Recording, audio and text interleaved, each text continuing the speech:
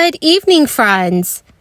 So today I have a new fourth stimulus check update for the month of November. Many of you may be eligible to apply for a one-time relief check this month. Lawmakers expect to send out hundreds of thousands of stimulus payments, and some Americans have until the end of this year to apply to receive up to $600 in extra stimulus money. Friends, please make sure that you watch until the end of this video for the complete details. I will also be giving away 4 $75 Walmart gift cards every week. Please make sure that you enter the giveaways simply by clicking and liking several of my videos, and then comment below the keyword of each video that you watch. Friends, the more videos that you leave a comment on with the keyword, the more likely your chance of winning the Walmart gift card giveaways. And please stay tuned because I will be announcing a winner for both giveaways very soon. Now, friends, here is the update on the fourth stimulus checks. Eligible Americans in the state of Delaware who have not received a rebate have until the end of November to apply for this year's relief check. Right now, the state has sent out 782,000 checks that were worth $300 each. However, there are thousands more who are qualified for the payment. Secretary of Finance Rick Geisenberger said that to apply, residents must provide valid Social Security numbers, Delaware residential mailing addresses, and active identification cards. The legislation was passed by lawmakers in April of this year.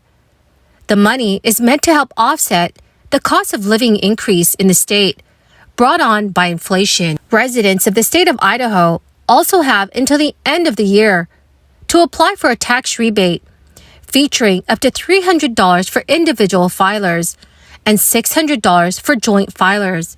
And in order to qualify for this rebate, residents of Idaho must have been a full-year resident in 2020 as well as 2021 and have filed their 2020 and 2021 individual income tax by December 31st of this year. In order to qualify for this rebate, residents of Idaho must have been a full-year resident in 2020 as well as 2021 and file their 2020 and 2021 individual income tax by December 31st. The amount that one will receive varies due to one's financial status. Idaho State Legislature and Governor approved the rebate package in September. During a special session at the state legislature, it was part of a larger $1 billion piece of legislation that included tax cuts, education spending, and many other initiatives. Governor Brad Little's office noted that the rebate could give people who are affected by inflation some financial relief. According to the Idaho State Tax Commission's office, some 800,000 rebates worth $500 million are estimated to be sent out by the end of March 2023. State tax authorities started sending out the rebates in late September and have plans to dole out more payments as additional residents qualify. The Idaho State Tax Commission that said that the rebates can come via direct deposit or as a check in the mail, but any outstanding tax payments due to the state will be deducted from the final rebate by tax authorities. So friends, if you are an Idaho resident, you can use a Where's My Rebate tool to track the status of your rebate payment. Friends, the keyword for this video is Castle Peak.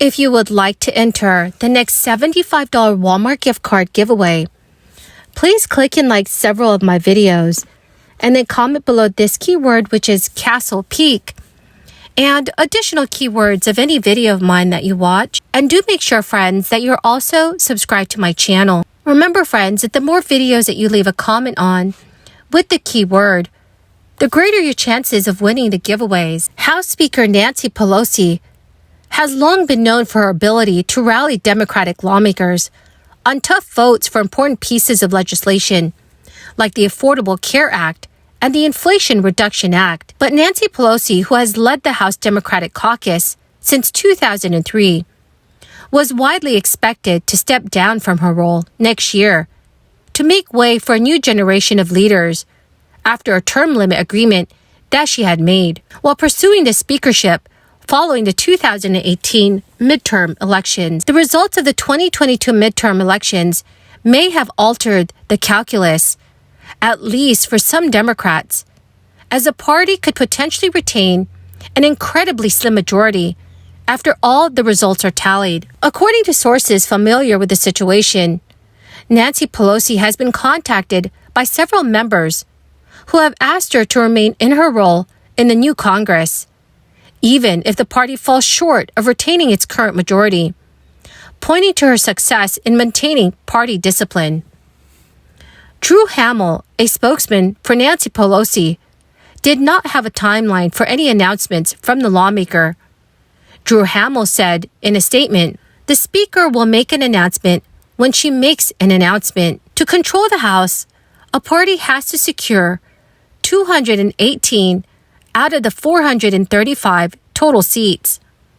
According to Insider, as of November 12th, Republicans have won 210 seats, while Democrats have claimed 198 seats. Democrats currently control the House 220 to 212. Republicans last controlled the lower chamber in January 2019, when they ceded the majority to the Democratic Party after losing seats in the 2018 midterms.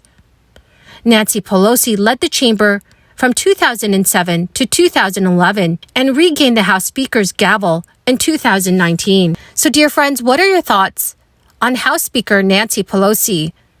Please let me know your thoughts in the comment section below. Well, my incredible and beautiful friends, that is the end of my daily stimulus update video for today. Thank you so much, dear friends, for joining me here every day when I post a new video. I sincerely appreciate all of you for watching my videos daily. Remember, friends, I'll be announcing a winner very soon for both giveaways, the $75 Walmart gift card giveaway and the $200 giveaway. So please make sure that you do stay tuned for those videos. Thank you, dear friends, and have a wonderful and blessed weekend. Taking this important step towards recognizing the full citizenship of more than 700,000 residents of the District of Columbia. This is a matter of just representation. Our system of government is designed to give everyone in our country a voice in forging their own destiny.